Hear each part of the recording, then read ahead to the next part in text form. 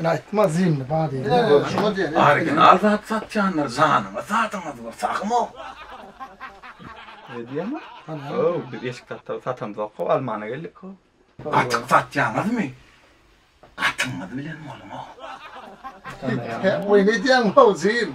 Tanıyan mı? Ben şimdi tanıyan mı oynayacağım. Ay reske çat çattan yıkıdan çat çat reske katmışalım da o. Ha bol düşünme. Ha? Neden hoş kap sağ. Yeter etme.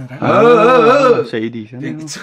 İçigara liyada içigara bir. İçigara. Ay bol kana sağ zin. Ne ettin valla duray da bir mutlu. Bak kitayda stoydun niye? Hanga diye. Ha, koysana elindeki. Koy yor gidelim koy. Ne dediğin bitse var zin. Koysana yor.